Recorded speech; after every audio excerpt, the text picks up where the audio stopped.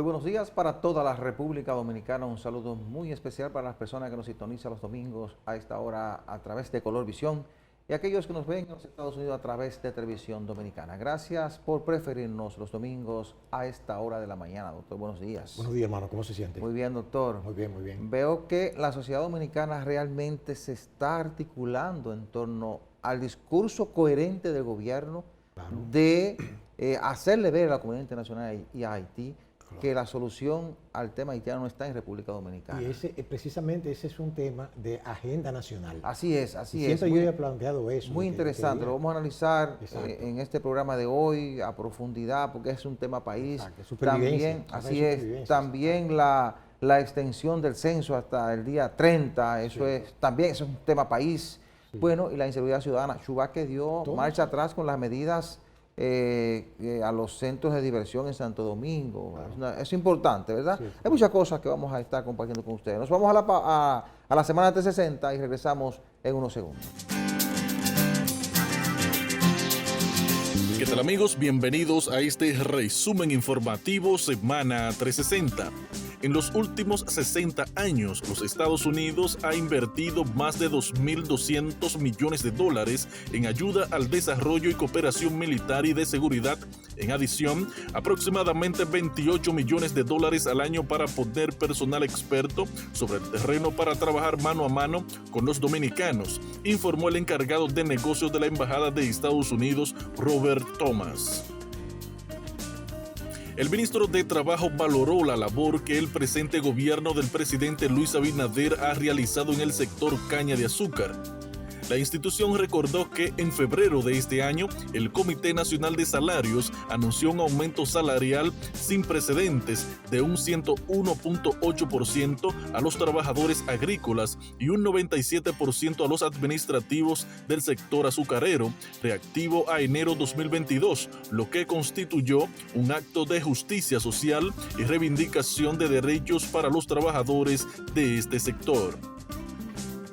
El Colegio Médico Dominicano y sus sociedades médicas especializadas informaron que las actividades de lucha estarán suspendidas hasta el próximo 30 de noviembre, día en que se realizará la Gran Marcha Nacional en contra de las administradoras de riesgos de salud ARS y las administradoras de fondos de pensiones AFP, junto con un paro de 24 horas en todos los hospitales públicos y clínicas privadas del país.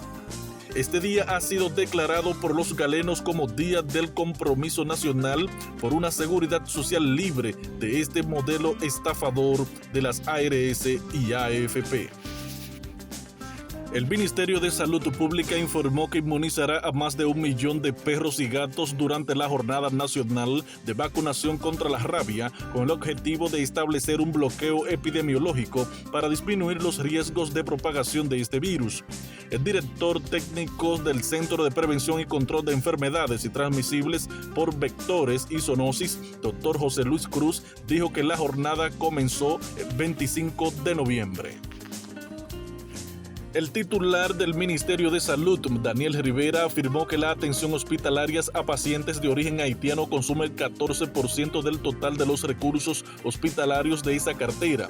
Rivera estima que al finalizar este año, la inversión total en pacientes haitianos rondará los 10.000 millones de pesos. La Organización de las Naciones Unidas informó que cada 11 minutos muere una mujer o niña a manos de su pareja íntima o de algún miembro de su familia. La entidad internacional explicó que desde la pandemia COVID-19 hasta las perturbaciones económicas o desastres naturales han aumentado las agresiones físicas y verbales hacia las mujeres. El Consejo Dominicano de Unidad Evangélica CODUE pide a la población dominicana tener la cabeza fría frente a las problemáticas del vecino país Haití. El pastor Feliciano Lassen Custodio dice que la gravedad de la situación que se vive en esa nación ha superado lo imaginable y que lamentablemente las soluciones siguen sin presentarse. El expresidente de la República, Leonel Fernández, consideró como desacertadas las acusaciones sobre las alegadas deportaciones de niños sin sus padres hacia Haití, puesto que injustamente afecta a la República Dominicana. dijo que el colapso de su estado es Haití, que debe responderlo, ya que si se involucra a la República Dominicana, se estarían creando dos problemas. La Procuradora General de la República, Miriam Germán Brito, dijo que el Ministerio Público no puede darse el lujo de actuar de manera irresponsable ni esquivar referirse a ciertos asuntos. Tú, como Ministerio Público, no puedes darte el lujo de ser irresponsable o cobarde. No es que te vas a lanzar de manera atropellante a cualquier cosa, pero tú no puedes estar esquivando el pronunciarte sobre tal o cual asunto sujeto a su dictamen, dijo Germán Brito. Y en el ámbito internacional, el volumen de comercio entre China y América Latina se ha recuperado completamente y ya supera la existente antes de la pandemia COVID-19, deploró el Ministerio de Comercio del país asiático. Las relaciones comerciales entre ambos actores han superado el impacto adverso de la pandemia, mostrando una fuerte resiliencia y un impulso de desarrollo. Hasta aquí el resumen informativo Semana 360. Informó Joaquín Caraballo.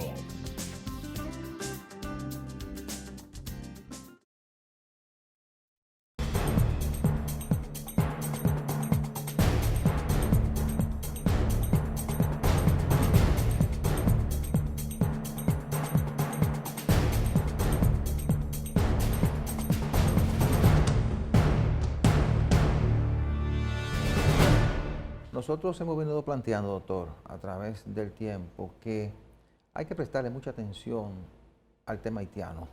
Correcto. Y que los diferentes sectores del país deben asumir esta situación como un tema país. Y que lo que estamos viviendo en estos momentos es como para que el empresariado, la clase política, la sociedad civil, todos conjuntamente con el gobierno, se sienten en la mesa en una especie de cumbre a analizar el tema y articular una posición de toda la República Dominicana frente a la comunidad internacional. Hasta ahora ha sido una posición del presidente, que es el representante del pueblo dominicano, ¿verdad? Es el presidente de todos los dominicanos, que ha llevado la voz cantante en todos los cónclaves internacionales, pidiendo la atención primero de las Naciones Unidas y luego de las grandes potencias con respecto a Haití para que se busque una solución en Haití, no desde República Dominicana. Pero ¿qué ocurre, doctor? Y aquí es lo interesante y el por qué planteamos la necesidad de una cumbre entre todos los sectores del país.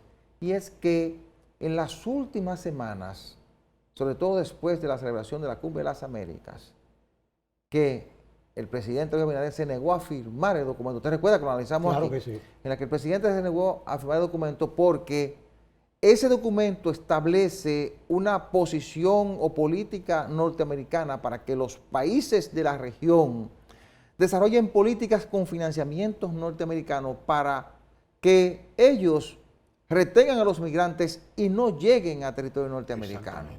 Y ahí intentaron involucrar a la República Dominicana, que tiene una condición especial por su condición de un país que hace frontera con Haití. Era una especie de trampa. Como la República Dominicana no lo firmó, ahora ha venido una presión mayor. Y hemos visto desfilar a funcionarios del Departamento de Estado, de la ONU, y esta semana un despacho de prensa de la Embajada de los Estados Unidos establece nada más y nada menos que República Dominicana está poniendo trabas a los norteamericanos negros que llegan a República Dominicana. Claro. Pero una especie de invento de parte de las autoridades norteamericanas, pero para presionar al gobierno dominicano. Y eso ha provocado una suerte de reacción colectiva, que me alegra que sea así, claro, en la que la gran mayoría de los sectores del país, políticos, económicos y sociales, están haciendo causa común con el discurso del presidente frente a la crisis haitiana. Sí. Y qué bueno que sea así, porque ese es un tema país, doctor. Claro, ese es un tema de todos los dominicanos. Exacto, mire, hay que reconocer, yo lo he estudiado así, que los norteamericanos tienen la peor diplomacia del mundo. Incluso los haitianos tienen una mejor diplomacia que los norteamericanos. Pues ellos te la imponen. Exacto. Te imponen no las reglas. solamente eso, es que no son diplomáticos. Claro, ellos son claro, imperiales, ellos claro. imponen. Sí. Lo que se llama la paz de palo, ¿verdad? Ah, sí. Exacto, desde el garrote. La política del garrote. Déjeme, el Big Stick, famoso. La política del garrote. Fíjese lo que pasa. Hay una organización que se llama Organización Internacional para las Migraciones, intergubernamental. No es una ONG cualquiera. La OIM. La OIM. Es con sede en Ginebra, Suiza. Sí.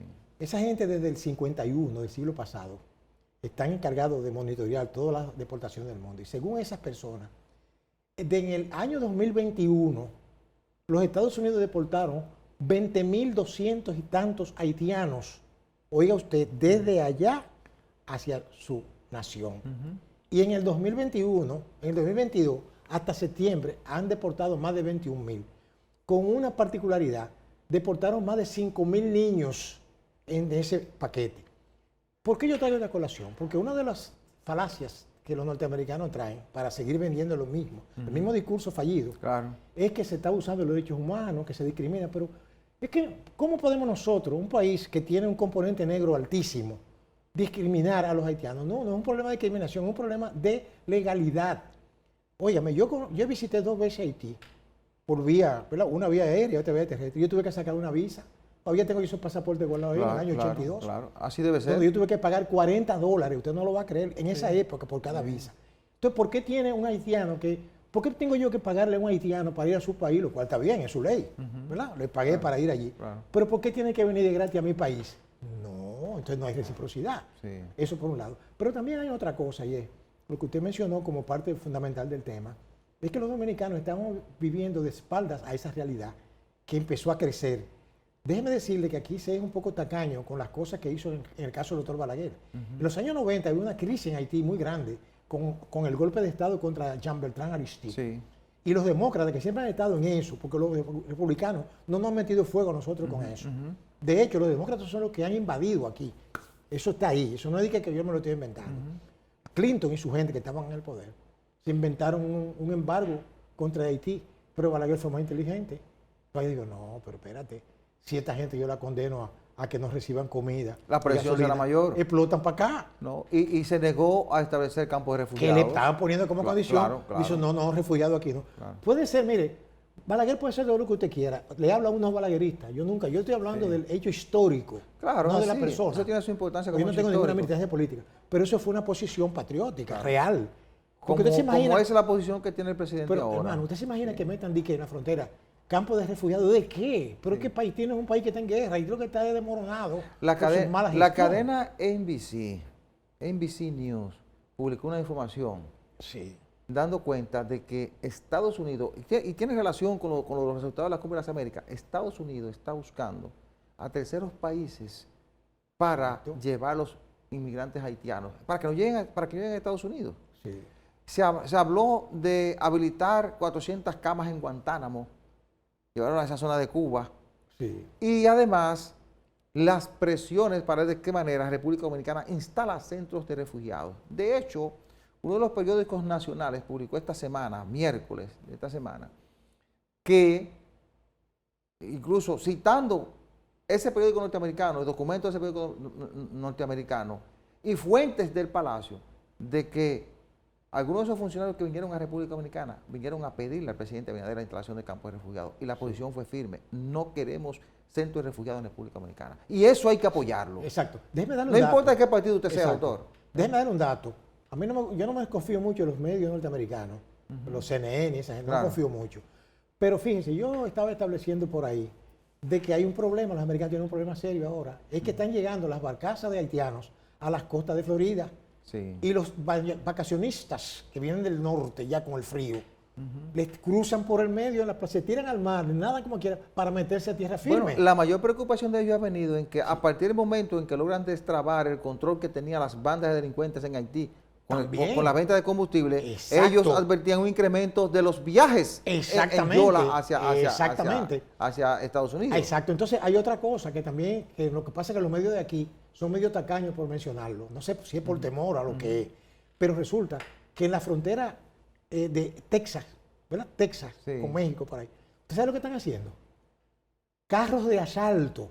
O sea, es como si estaban esperando un ejército Sí, que va a dispararle. Entonces, todas las cosas que ellos les cuestionan a otros las hacen. Claro, entonces los norteamericanos. No solo que le cuestionan, que le inventan a pero otros. yo no digo, cuando yo digo los norteamericanos, no debo decir los norteamericanos. No, estadounidenses. Tampoco. Porque los mexicanos son norteamericanos, igual que los canadienses. Las élites gubernamentales. Claro, porque claro, el pueblo norteamericano no es así. Ya. Yo conozco muchos norteamericanos y soy abogado de varios norteamericanos comunes. Claro. O sea, gente humilde, que no son así. Los norteamericanos te comparten un pan. Mira eso de Thanksgiving Day. Comparte, eso tiene una historia muy bonita. Lo que quiero decirte es que nosotros tenemos que adoptar una actitud. Por ejemplo, la soberanía no es solamente un papel, es una actitud. Por ejemplo, a mí no me gusta el régimen cubano, no me gusta. Pues es un problema de ellos. Ellos tienen su régimen, yo el mío. Pero resulta que, sin embargo, yo aplaudo la forma en que ellos respetar su territorio. Pues ellos votan a todos los haitianos de ahí. Claro. Y no aceptan a ellos ya de disparate. Y nosotros debemos mantener esa posición firme aquí en República Claro Dominicana. que sí. Y yo creo que es momento de que todos los sectores, quiero insistir en esto, todos los sectores se alineen en una sola dirección, defensa de la soberanía nacional. Nunca como ahora República Dominicana ha estado en tanto peligro por la conspiración internacional que hay contra República Dominicana. Y una pequeña cápsula antes de irnos, y es que los políticos que tomen decisiones contrarias a eso es un suicidio político. Así es, para ellos. así es. Nos vamos a la pausa.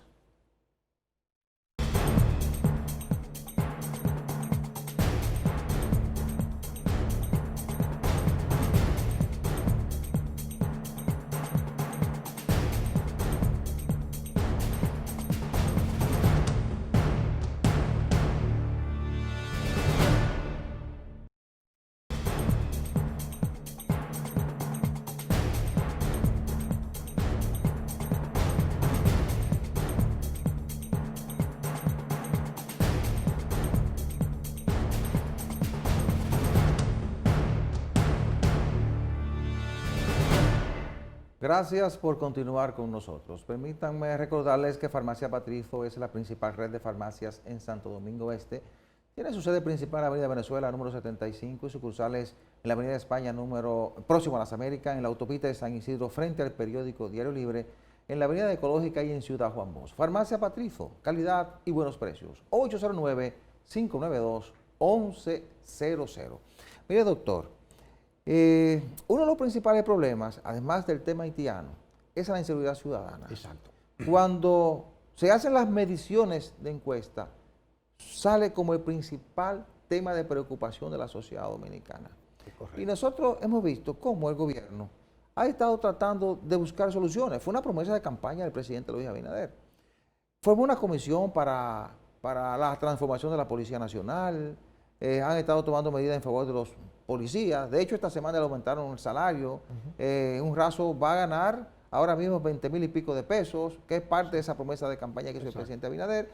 Y están tomando una serie de medidas en función de un levantamiento que hizo esa comisión que nombró el presidente, que identificó los males que hay en la Policía Nacional, cómo trabajar para su transformación, vista como parte del problema. Pero es un asunto que no se resuelve de la noche a la mañana. Eso lleva tiempo, eso a largo plazo. Claro.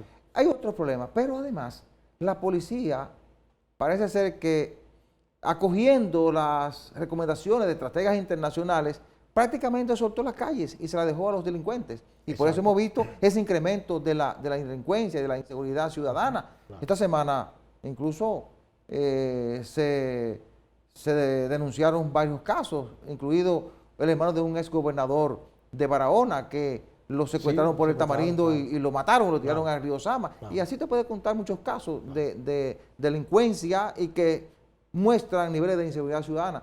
Y en medio de todo esto, el Ministerio de Interior y Policía tomó una medida y fue prohibir la venta de bebidas alcohólicas y ordenó el cierre de las discotecas y los colmados y otro tipo de negocios de expendio de bebidas entre 12 de la medianoche y 8 de la mañana. Eso generó un gran revuelo en el país, protesta de esos sectores, ¿verdad?, que tienen una gran incidencia económica, y de sectores que entienden que ahí no está el problema. Bueno, por suerte, esta semana el Ministerio de Interior y Policía dio marcha atrás con esas medidas. Y cuando usted observa la cantidad de puntos del acuerdo entre Interior y Policía y esos sectores del comercio, depende de bebidas alcohólicas y las discotecas, etcétera, etcétera, usted se da cuenta que son cosas que se podían implementar sin tener que cerrar. Exacto. Y además, como le dijo Alfredo Pacheco, presidente de la Cámara de Diputados, eso no resuelve el problema de la inseguridad ciudadana ni de la delincuencia, porque la delincuencia no es ahí que está. Ahora, hay cosas que sí hay que implementarlas para tú generar seguridad en esa franja horaria sin tener que cerrarla. Cierto, mire, sin negarle preponderancia a una serie de factores que contribuyen al incremento de la delincuencia, como se dice, falta de oportunidades, yo no creo, porque un tipo que atraca varias veces para llevarse millones no es para comer, esa es otra cosa. Sin embargo, yo creo que uno de los factores fundamentales que ha incrementado y posibilitado que la delincuencia siga creciendo tiene que ver con la ausencia de un régimen de consecuencias. Sí, eso es parte de... Sí, porque por ejemplo, como el delincuente sabe que, bueno, el tipo atracó, hirió, mató, disparó y lo mandan para su casa. Régimen de consecuencias y corrupción en estamentos que están llamados a aplicar la ley. Precisamente. Entonces usted encuentra que está involucrado la justicia ante todo. Y la policía. Exacto. Pero la policía, fiscales. Para mí no tanto. Para mí más la justicia, que es la que pone en libertad. Ni siquiera y los policías que lo dejan operar. Recuerde sí, los famosos peajes. Claro, yo digo en el origen, pero yo me estoy refiriendo a las consecuencias después del hecho consumado, el fait accompli. Sí, yo insisto porque es una responsabilidad compartida. Claro, eso también. Es preventivo, eso es lo preventivo perfecto. Claro. Pero ya en el hecho fáctico, ya en la ejecución del delito, viene el esquema de juzgar, o sea, atrapar, juzgar, respetando los derechos, lo que tú quieres, etcétera, pero que cumpla las medidas. Entonces usted ve que aquí, por ejemplo, con un facilismo increíble, los individuos que tienen inclusive hasta 10 y 11 fichas. Ahora veo que, por ejemplo, han caído unos cuantos delincuentes.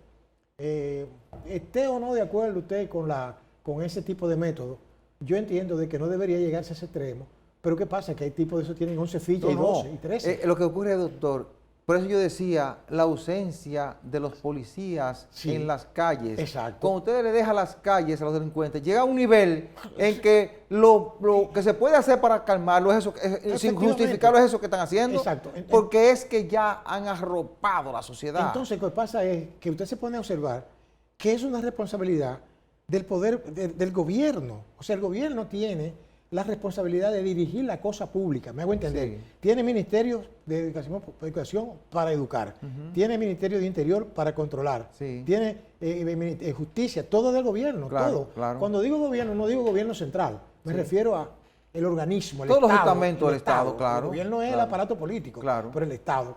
Entonces es una responsabilidad que no es suya ni mía. Ahora, usted lo tiene en su casa y yo en la mía. Yo educo a mis hijos, usted educo a los suyos, ¿verdad? El buen camino, lo que fuera. Cuando uno se desviaba, le daban una pela. Claro. A mí me dieron pela toda mi vida. Mientras yo no era fácil. Lo corregían para que no sean las cosas malas, ahora no se puede ni siquiera fueran formando. Pero ahora un papá no puede ni siquiera levantarle la voz a un muchacho, porque en la medida consideran que eso es una agresión. Entonces yo entiendo de que aquí hay muchos detalles, muchos factores, de que ha coadyuvado, como la palabra que está de moda, a que se incremente la delincuencia. Pero la delincuencia siempre va a existir. Lo que pasa es que se tiene que tratar de que eso disminuya, atacando precisamente la fuente. Y las fuentes son complejas y se han ido complicando más y más. Es como cuando alguien tiene una condición de salud y no la atiende. Cuando va, ya es tarde. Claro. ¿Entiendes? Por eso la prevención es importante. Ante todo. Prevención para evitar que el crimen coja cuerpo, el crimen organizado coja cuerpo en las calles. Exacto. Pero además hay un trabajo interno en los cuerpos que están llamados a imponer el orden, que también se descuidó. Las consecuencias para el que está llamado a hacer cumplir la ley. Y en el mismo orden de ideas, siempre ha existido delito aquí, como es lógico, es parte de la humanidad. Sí. Yo recuerdo en la escuela de Derecho, Ubis Jus Ibis Societa, donde hay derecho, hay una sociedad. Entonces, ¿para qué es el derecho? Porque hay cosas que son contrarias a la norma. Sí. Pero uno de los factores que ha coadyuvado a que haya ese incremento delictivo es el dinero fácil.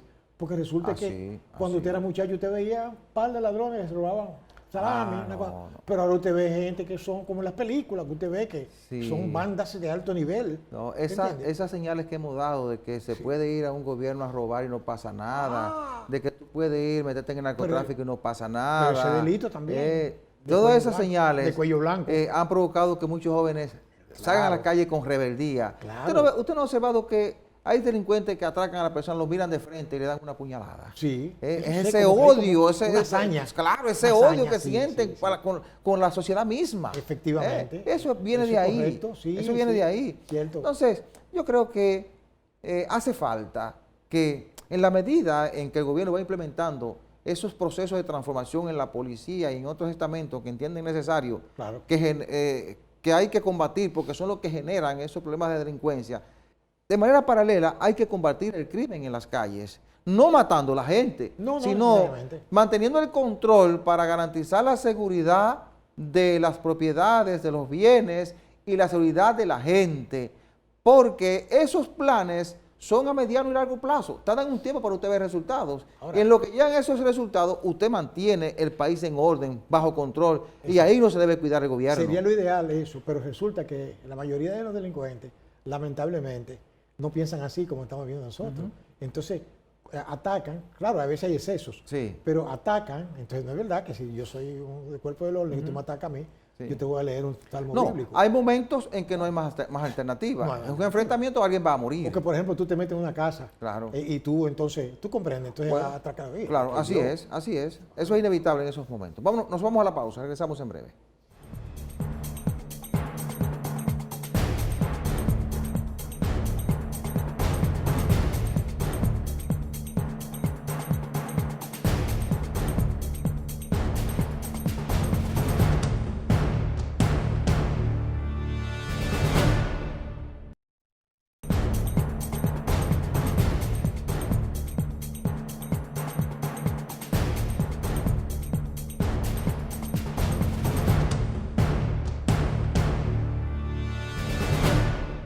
Todas las medidas precautorias que se tomaron para el éxito del censo, el 10º Censo Nacional de Población y Vivienda, ha enfrentado una serie de inconvenientes que se han ido, ¿verdad?, resolviendo de manera paulatina, a tal punto de que quedó una gran parte de la población sin censar por problemas de accesibilidad, ¿verdad?, problemas técnicos, y que he visto que se ha decidido ampliar. Y por gente que desertó. También gente admitió el encargado de eso, que cerca de un 50% de los empadronadores desertaron. No, menos. O menos, 40 y pico, pero muy fuerte.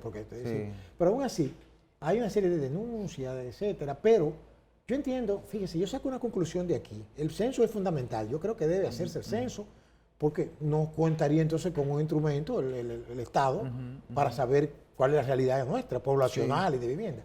Pero hay algo que yo creo que debe hacerse y que deben pensar bien, tanto el gobierno como los legisladores, y es esa ley actualizarla, porque esa ley es restrictiva, inclusive tiene hasta un plazo de manera, ¿cómo se dice?, muy radical.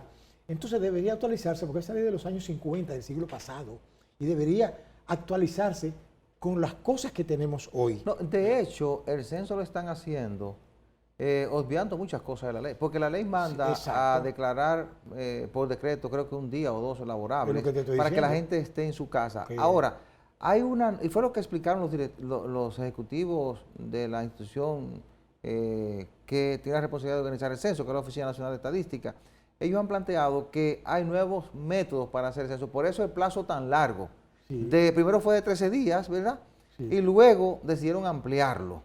Porque, como usted bien planteaba, hay zonas donde no se pudo completar en los 13 días establecidos en sus inicios para la elaboración del censo.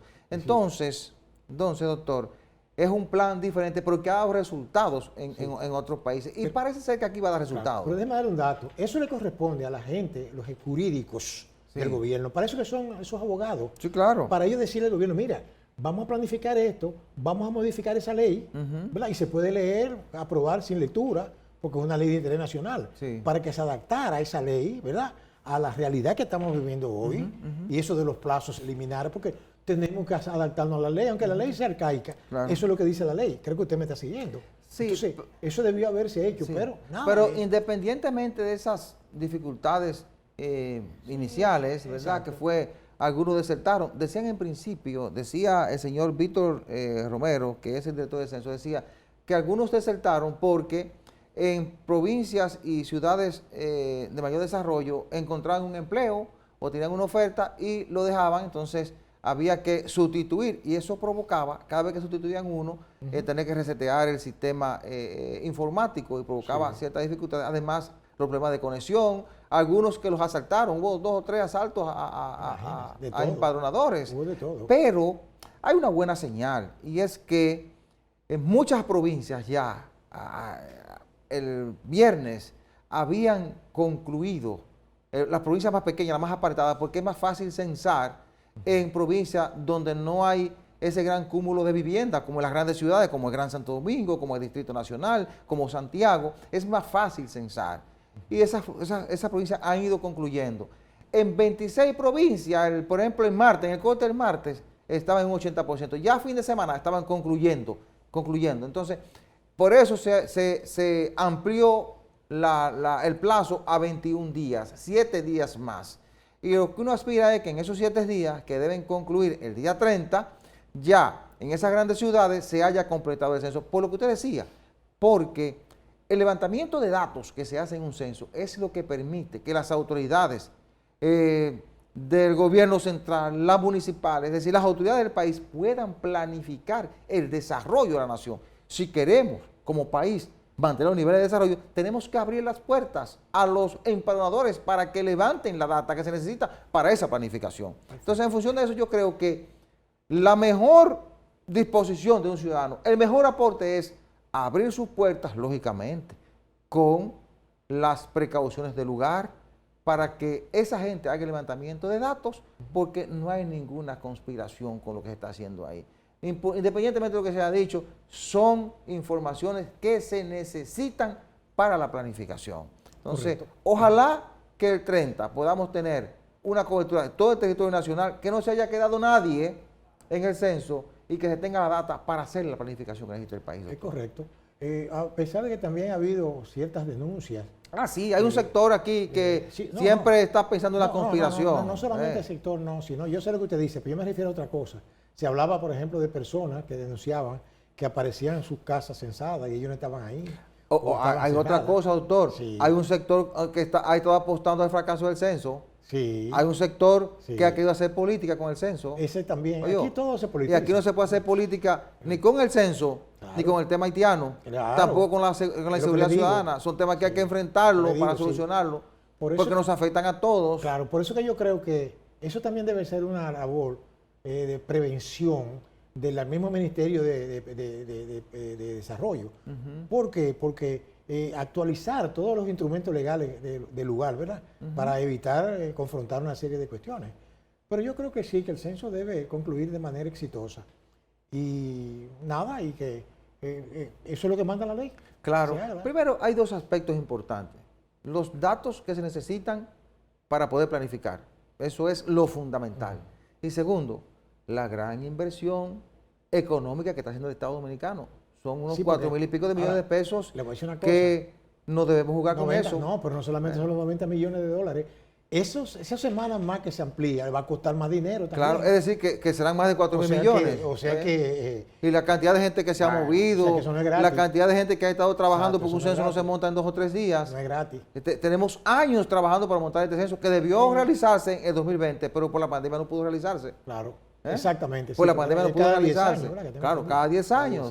Porque son datos estadísticos, reitero, que se necesitan para poder planificar, para poder identificar cuántas personas tenemos viviendo en casas sin piso de cemento, cuántas personas tenemos en el país que no tienen acceso a agua potable. Ahora, hay un dato, diríamos, hasta un poco humorístico, ¿verdad? Para citar algunos datos. Sí, un dato un poco humorístico, de tanta atención que uno vive en este país, que aquí nació un niño que dice que es el ciudadano de 8 mil millones del planeta. Pero ¿y cómo sabían que era el número de 8 mil millones? No, yo después me di cuenta, doctor. Medio humorístico. Que cada país escogió uno.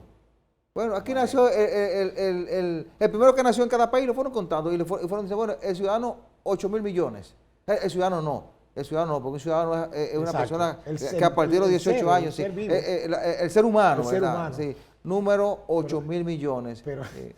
Pero uno lo ve prima facie, dice, pero acá, ¿cómo lo sabía? Hay que explicárselo bien a la gente. Sí, en principio, pero ven acá, fácil. ¿cómo tú puedes coger precisamente la República Dominicana para establecer que ahí nació el ser humano 8 mil millones? Pero que, bueno, eso es parte de la misma chelcha diaria. Sí, así es. Es correcto. Y hay otro dato, había gente que tenía algunos resquemores con relación a los extranjeros.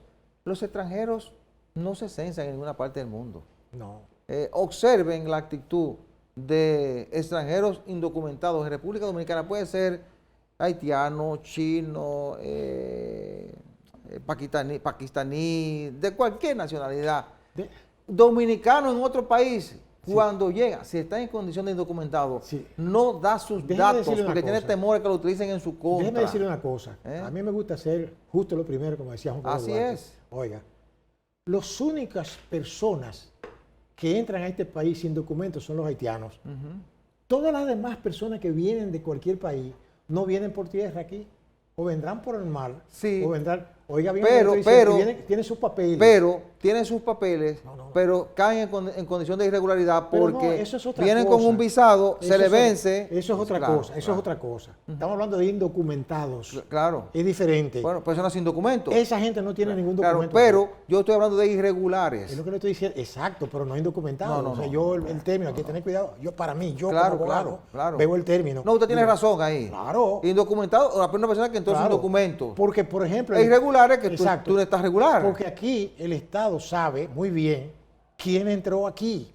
Por ejemplo, los venezolanos entran por los aeropuertos, entran con su pasaporte, su visado, pero hay un momento en que caen en una condición de irregularidad porque su visado se venció. Pero son documentados. Pero se sabe que están aquí. Son documentados y están registrados. Pero los primos de aquel lado nosotros no sabemos. Y ese es el principal problema que tenemos, que tú lo tienes aquí sin documento y tú no sabes quién va a perseguir en caso de que te cometan un crimen. Esa es la palabra. Así es. Nos vamos a la pausa.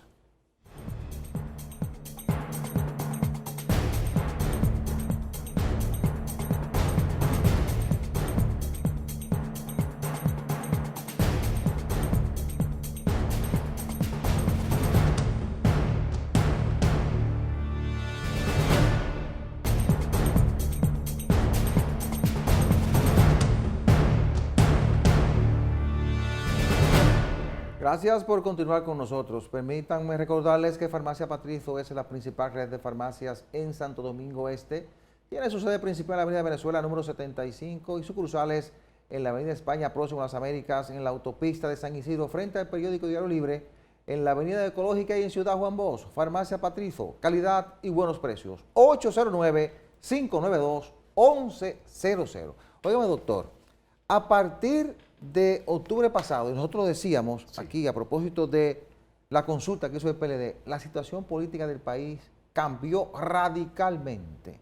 Por eso hoy nosotros observamos políticamente un dinamismo diferente en República Dominicana. Hoy yo observo al partido de gobierno y a su presidente y su entorno haciendo un mayor esfuerzo por articular sectores en torno a una futura candidatura del presidente Luis Abinader. Por eso usted observa que gente que está saliendo de algunos partidos están estructurando movimientos como parte de una estrategia que luego será adherencia hacia el partido de gobierno. Pero además observamos a una oposición política tratando de avanzar para asumir el liderazgo de la oposición.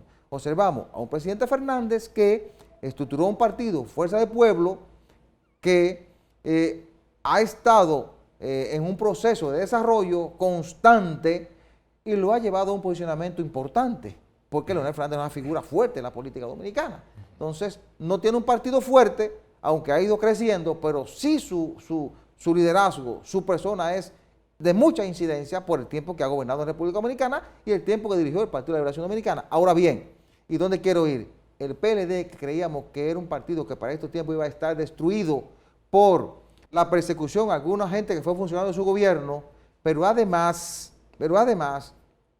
por la división que sufrió, ese partido está dando demostración de que sus estructuras se mantienen intactas y que la estrategia que está desarrollando, primero, salir del gobierno hacia el partido, iniciar un proceso de renovación, lanzar 6 o 5 precandidatos, elegir un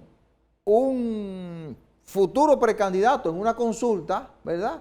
Que aunque fuera de la ley, pero una consulta para identificar a alguien, salir por los pueblos a un proceso de juramentaciones y ahora coger ese candidato y sacarlo hacia los pueblos, hacer juramentaciones como la que ocurrió el domingo pasado en Higüey, pero con una mesa central en la que estuvieron el presidente Danilo Medina, el secretario general Charlie Mariotti, el vicepresidente Ariel Jiménez y la cúpula de PLD sentado ahí, le da una muestra, una señal de que ese PLD salió detrás de un aspirante, claro, y que la situación política ha comenzado a verse un poco diferente, claro, y que ahora se va a ver quién realmente es el animal político en la República Dominicana. Fíjense, en política hemos aprendido de que las cosas suceden en el momento oportuno.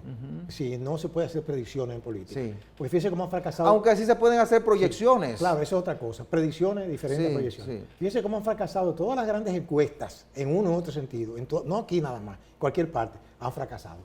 Ahora bien, hay algo que, sin embargo, yo como observador... ¿Pero cómo ha sido todo? Porque las encuestas daban ganador a Abinader y ganó. Por ejemplo, sí, por ejemplo, para no dar en detalle, que estamos analizando el asunto del patio, sí, pero en otros países usted ha visto cuáles han sido los resultados, que no era como decían las mismas encuestas. Bueno. Se dio al traste con eso. Hubo resultados diferentes a lo que las encuestas decían.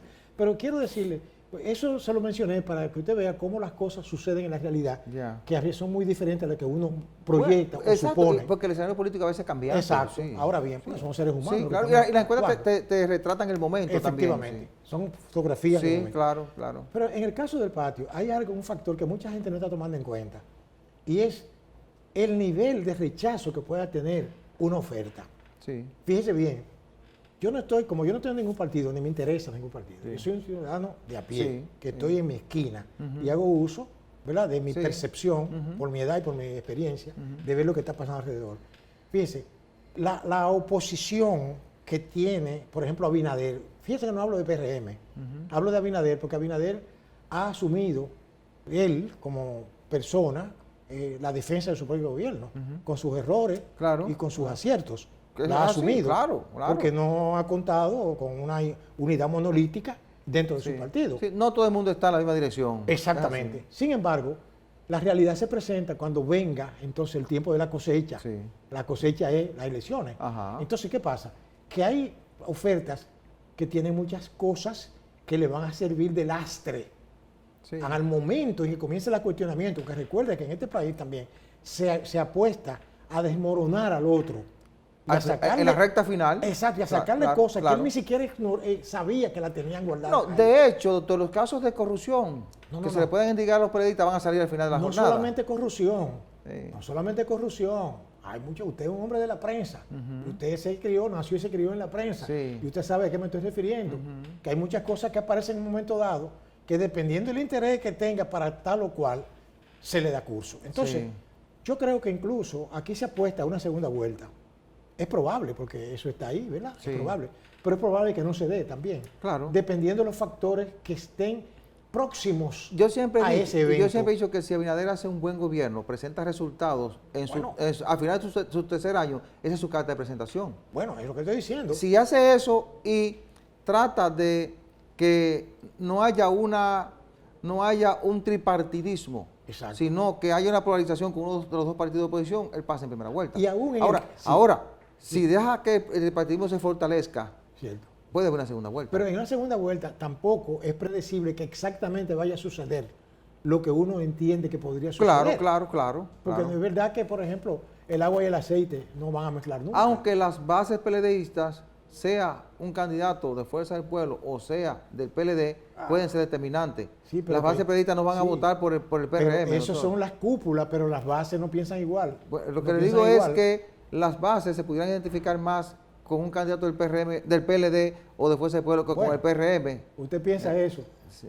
Las masas ahora, piensan otras arriba cosas. Podrán negociar, pero abajo la cosa puede ser diferente. Una cosa diferente. Así es. Bueno, la semana que inicia va a estar muy centrada en los problemas de inseguridad ciudadana, ¿verdad? Que se mantiene como uno de los principales problemas del país, en las medidas que está tomando Interior y Policía. La gente va a estar muy atenta a esos temas. Además, la crisis haitiana, la presión que hay contra la República Dominicana, ese es un tema que va a seguir centrando la atención de los dominicanos. Señores, hemos llegado al final del programa. Muchísimas gracias por la atención prestada. La cordial invitación para el próximo domingo a la misma hora y por este canal. Buena suerte, buenos días.